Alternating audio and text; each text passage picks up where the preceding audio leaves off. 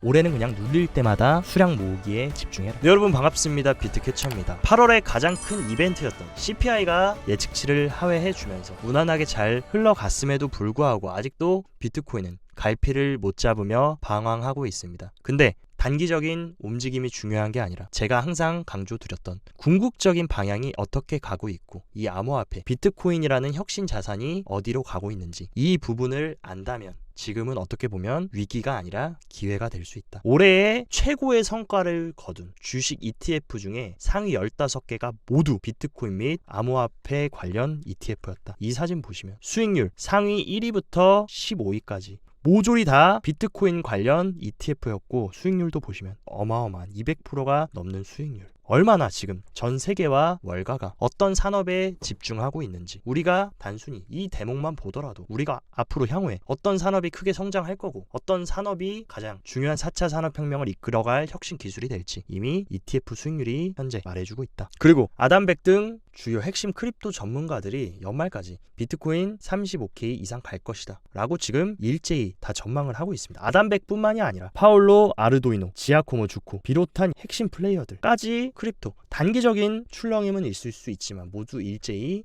35K 이상 갈 것이다. 그러니까 이들도 당연히 오늘 비트코인이 올라갈지 내일 떨어질지 이 부분에 대해서 100% 맞출 수 있는 사람은 세상 어디에도 없다. 하지만 이들이 말하는 이 화살표 보십시오. 큰 물결과 방향이 어디로 갈지 알기 때문에 우리는 단순히 이런 변동성이나 단기적인 움직임에 절대로 휘말릴 필요가 없고 계속 저희의 시나리오대로 하반기 잘 구축해서 내년 반감기와 미국 대선까지 잘 끌고 가자. 이거 하나만 여러분들이 투자의 중심과 본질에 가지고 간다면 앞으로도 이런 변동성에 털려 나가지 않고 소수를 선발하는 과정에 여러분들이 살아남을 수 있다. 이 부분 항상 명심하시고 투자에 임하셨으면 좋겠습니다. 또한 매트릭스 포트에서 SEC가 비트코인 현물 ETF 승인해줄 가능성 굉장히 높다. 비트코인 랠리 촉발 기대한다. 근데 이게 중요한 게 아니라 이 매트릭스 포트 얘네들이 어떤 세력입니까? 미국에 그레이스케일이 있다면 중국 아시아권에는 매트릭스 포트가 있다. 이 매트릭스 포트의 CEO가 누굽니까? 바로 비트메인의 설립자이자 비트코인 캐시의 아버지 우지안. 중국에 어떻게 보면 가장 큰 영향력이 있는 크립토 플레이어인 우지안의 회사 매트릭스2에서 비트코인 현물 ETF 승인 가능성이 높다라고. 이들도 단순히 그냥 예측으로 이렇게 됐으면 좋겠다가 아니라 여러 가지 근거들이 있을 겁니다. 왜 미국에서 비트코인 현물 ETF가 나올 수밖에 없는지 이런 근거들을 분석해서 내놓은 인사이트인 만큼 굉장히 저는 신뢰도가 높다라고 생각하고 이 매트릭스 포트의 핵심 인덱스 코인들 비트코인, 이더리움, 비트코인 캐시, 라이트코인, 테더 USDC, 체인링크와 폴카다 이 8가지 코인들도 향후에 있을 홍콩 개인 거래 허용 코인들 중에 추가될 수 있는 코인들이 굉장히 많대. 현재로는 지금 이 3가지밖에 거래를 못하지만 이 나머지 5가지 코인들도 여러분들이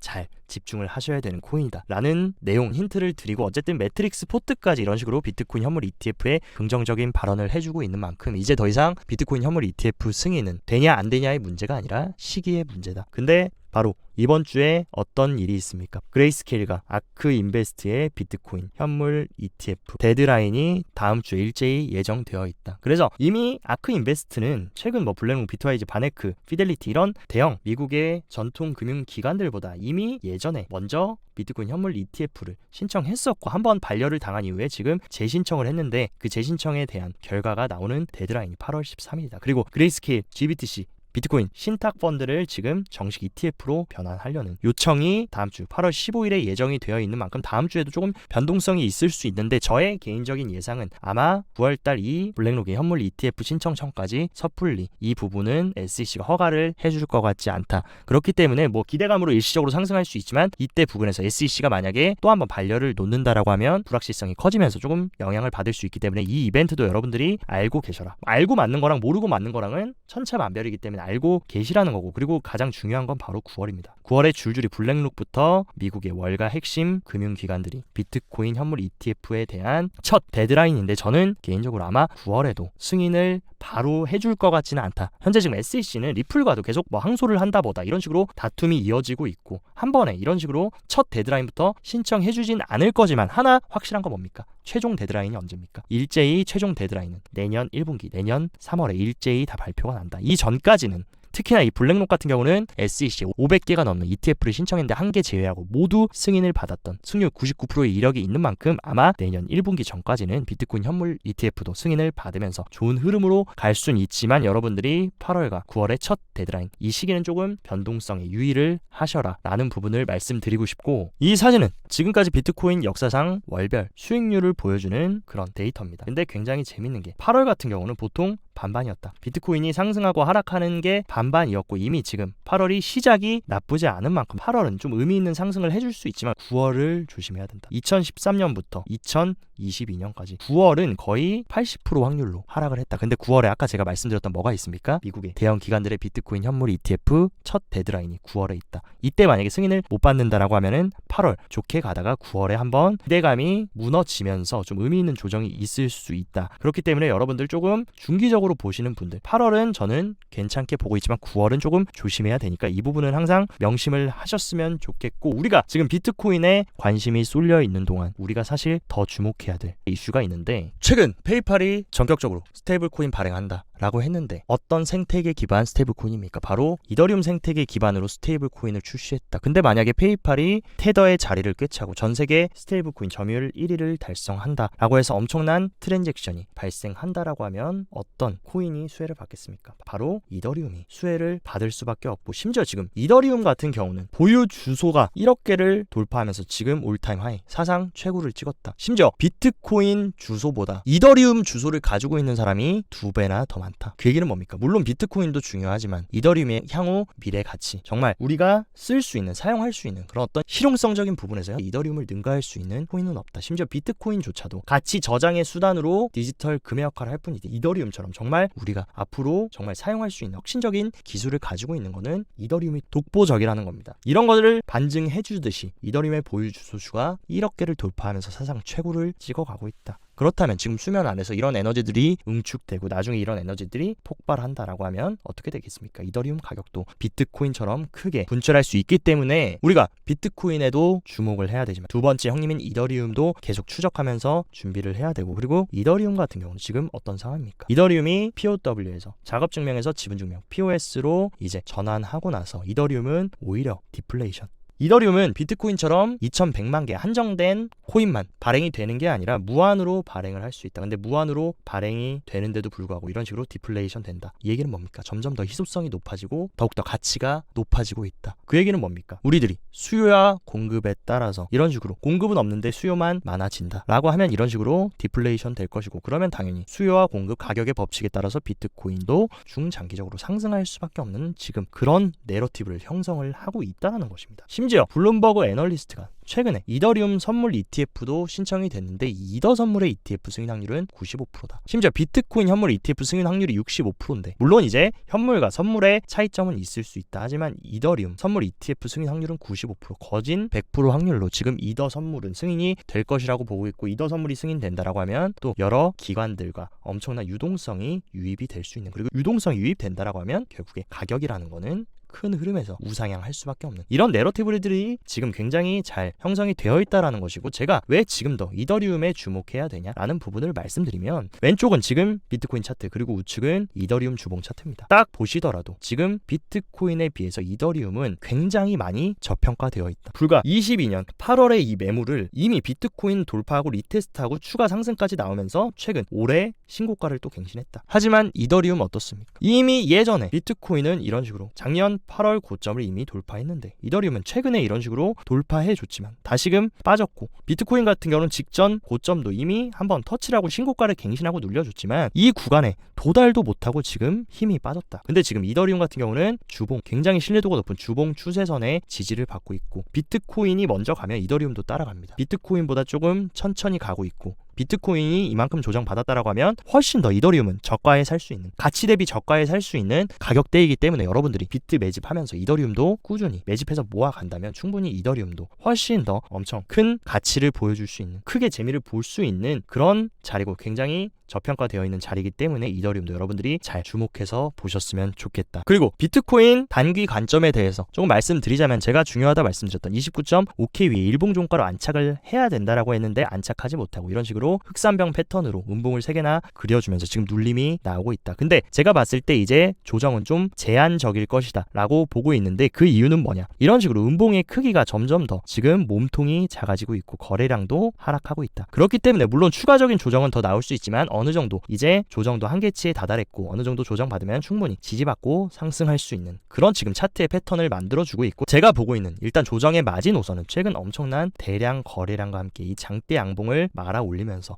확실한 추세 반전 신호를 알렸던 이 일봉 캔들의 꼬리 부분, 정확히 29.1K 부근까지는 일시적으로 눌려줄 수는 있지만 이 구간에 지지를 받고 올라줄 확률이 굉장히 크다라고 보고 있습니다. 또한 주봉상으로 우리가 한번 체크를 해봤을 때 정확하게 상승 반전 패턴인 도지 캔들 이후에 양봉 말아 올려주면서 주봉상 샛별형 패턴을 만들어준 만큼 이 주봉이 오늘 내일 모레 금토일 동안 완전히 크게 폭락해서 직전 음봉을 잡아먹는 수준까지 내려오지는 않을 것 같다. 적어도 이 직전 주봉의 종가는 훼손하지 않을 것으로 보고 있기 때문에 어느 정도 기술적인 일시적인 눌림은 있을 수 있지만 결국에 눌림 이후 차익 실현 매물 실현 이후에 재차 반등하는 그런 그림으로 가고 있기 때문에 여러분들께서 29.1K 정도까지 열어놓더라도 이 구간 도달하시면 한번 공략해봐도 괜찮은 자리다 라고 말씀드리고 싶고, 파이어 차트 상으로도 좀 설명을 드리자면 일단 상단에는 30K 희미한 매도벽 그리고 하단에는 29K의 희미한 매수벽이 위치를 하고 있다. 그렇기 때문에 만약에 눌려준다라고 해도 제가 말씀드렸던 29K 지지 이후에 다시 30K까지 시도해줄 수 있는 단기적인 흐름은 나올 것이라고 보고 있고, 현재 지금 가장 큰 고래였던 갈색 고래는 일시적인 차익 매물을 실현하고 있고, 이번에 대상승을 이끌었던 이 보라고래들은 아직도 굉장히 강한 매집세를 유지하고 있다. 이 둘이 디커플링이 되는 것은 사실 좋은 것은 아니지만 그나마 다행인 거, 갈색 고래도 지금 완전히 급격한 패닉셀이 나오는 것이 아니라 일시적으로 이렇게 가격이 올라줬기 때문에 어느 정도 조금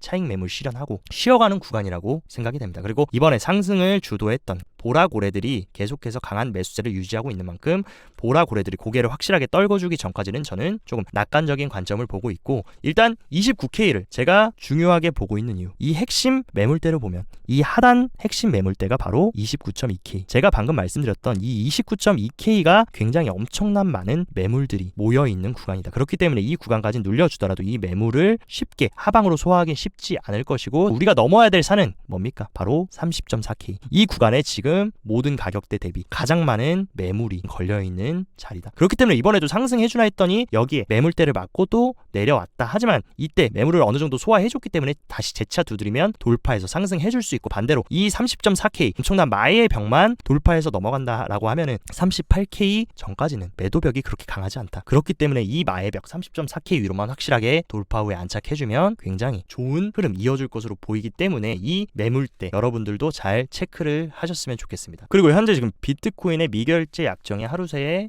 10억 달러 이상 증가했다. 이 미결제 약정이 증가했다라는 것은 무조건적으로 상승한다, 하락한다 라고 보기는 어렵지만 최근 비트코인이 엄청난 큰 상승이 나오면서 이때 미결제 약정을 동반해서 상승을 해준 만큼 이런 식으로 미결제 약정이 크게 증가하고 있다라는 것은 하방 압력보다는 추세를 바꿔준 만큼 상방 압력으로 작용이 될 수가 있다. 지금 비트코인이 지금 일시적으로 눌림 주고 있지만 미결제 약정은 재차 상승하려는, 그리고 보통 미결제 약정은 비트코인 가격 흐름을 많이 따라가는 만큼 미결제 약정이 크게 들어온다라는 것은 롱 매수와 롱 매집의 신호로 우리가 해석할 수 있기 때문에 충분히 어느 정도 일시적인 눌림 이후에는 긍정적인 파동 저는 기대를 하고 있고, 비트코인이 만약에 추가적으로 더 빠진다라고 해도 제가 가장 신뢰도 있게 보는 지지의 온체인 데이터는 바로 숏텀 홀더의 실현 가격입니다. 숏텀 홀더의 실현 가격은 단기 홀더 6개월 미만의 비트를 보유하고 있는 홀더들의 평단가라고 보시면 되는데, 최근에도 이번 2023년 상승장에 돌입해서 이 숏텀 홀더들의 실현 가격을 계속해서 지지를 해주면서 비트가 반등이 나왔다. 지금도 어떤 구간입니까? 이 숏텀 홀더들의 평단가를 지지하는 구간, 물론 조금 일시적으로 눌려줄 수 있지만 이 구간 또 지지받고 저는 다시 재차 상승하는 그림 나올 수 있을 거기 때문에 숏텀 홀더들의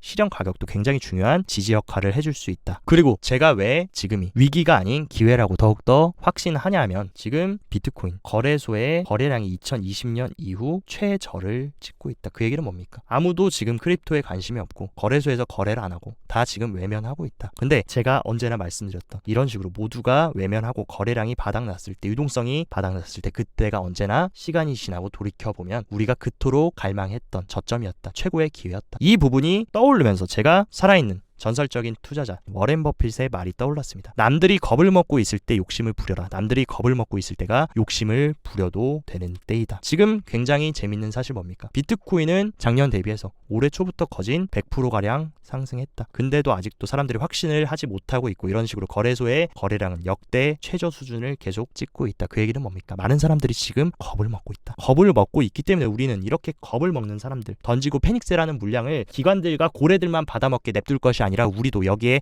동참해서 개미들과 반대로 투자해서 위기를 기회 삼아서 여러분들이 용기를 내야 될 시기가 아닌가라고 개인적으로 생각하고 있습니다. 그렇기 때문에 저희 비트캐쳐 구독자 분들만큼은 제가 항상 말씀드리면 올해는 그냥 눌릴 때마다 수량 모으기에 집중해라. 올해 기점으로 이런 식으로 눌릴 때마다 사면 무조건 좋았다. 어차피 결국에 계속해서 올해 신고가 갱신하고 이번에도 갱신할 거기 때문에 차라리 이런 식으로 눌려주면은 중장기적으로 보시는 분들은 워렌 버핏 말처럼 남들이 지금 다 겁을 먹고 있기 때문에 지금 저점이라는 거를 심리 지표가 얘기를 해주고 있다. 그렇기 때문에 계속해서 잘 구축해 나가셨으면 좋겠습니다. 네, 오늘 영상도 시청 진심으로 감사드리고 영상 도움됐다 하시면 좋아요, 구독 눌러주시고 제가 직접 운영하는 비트캐쳐 공식 무료 텔레그램 방을 오픈했습니다. 그래서 영상 하단 고정 댓글에 링크 올려놨으니까 이쪽으로 바로 입장하시면 저의 실전 투자에 대한 더 디테일한 인사이트나 제가 방송에서 다 말씀드리지 못한 얘기들을 제 텔방에서 소통하면서 여러분들께 실전 투자에 도움되는 정보들 무한하게 공유드릴 예정이니까 많이들 참여하셔서 투자에 도움 받아 가셨으면 좋겠습니다. 오늘도 모두 행복한 하루 보내시고 행복한 주말 보내시기 바랍니다. 여기까지 비트캐쳐였습니다.